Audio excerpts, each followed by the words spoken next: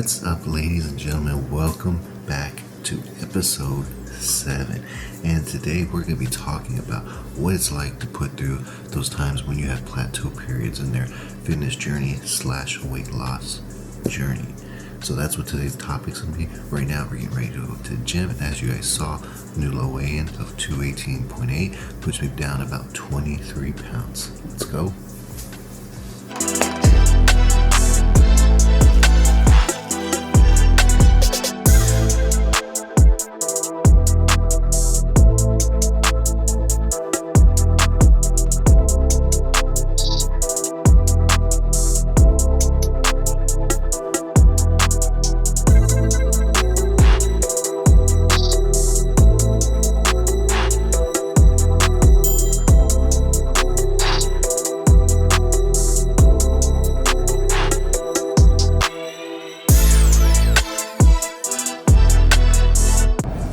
Alright, ladies and gentlemen, workout is done.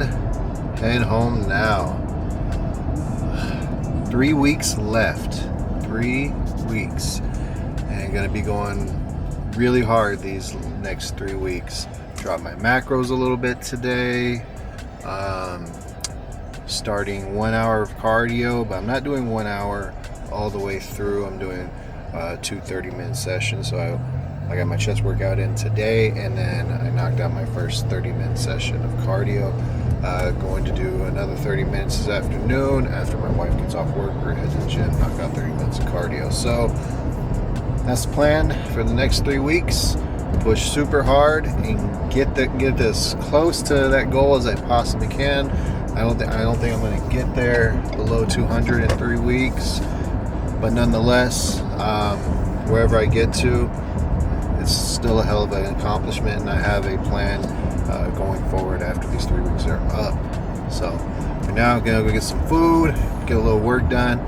We'll be chatting a little bit later. All right, so let's go ahead and talk about these plateaus you are ultimately gonna hit when you're going through your own fitness journey, whether that's weight loss, strength training, whatever it is. Plateaus are gonna happen, but I'm gonna direct this more to what I'm doing right now, which is weight loss.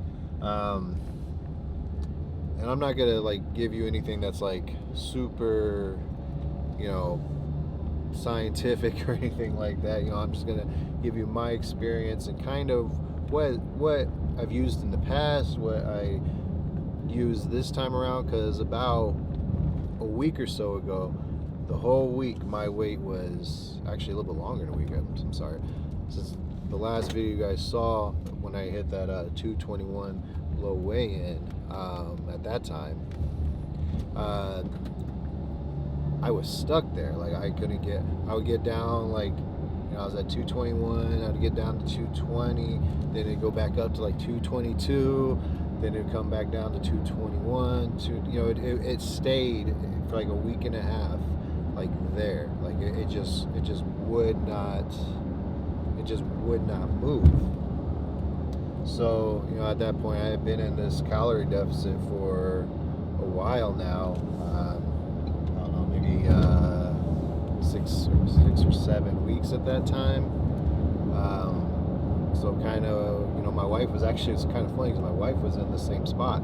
She wasn't really moving from where she was either. So we did, to kind of help, I guess, keep us through that a little bit, is we took 3 or 4 days, and we kind of just upped our calorie intake. We went up to just maintenance, and it wasn't oh, we're just gonna go out and just have all this crap food. We went to our maintenance level, and we did that for, like I said, 3 to 4 days. And since then, my weight has finally started to drop. Now you saw I'm down to 218.8. I was down. I got down to 217. I went back up a little bit, but which is fine. I know weight's going to fluctuate up and down, but it did start going down. So I kind of broke through that little bit of a plateau. So that was kind of what I did. Again, it's not uncommon knowledge. It's not anything crazy scientific. I just basically went up to maintenance. I have my carbs. I kept my protein about the same. up the fats a little bit, and just kind of went at it at that point. So it worked. I imagine hopefully not in these next 3 weeks, because I only have 3 weeks on this challenge left. Hopefully I don't have another plateau that I hit. Hopefully everything's kind of smooth sailing now, but I know at least I can go back to the well on that, and if I get stuck, take 3, 4, maybe even 5 days eat at maintenance, just to kind of help reset things a little bit.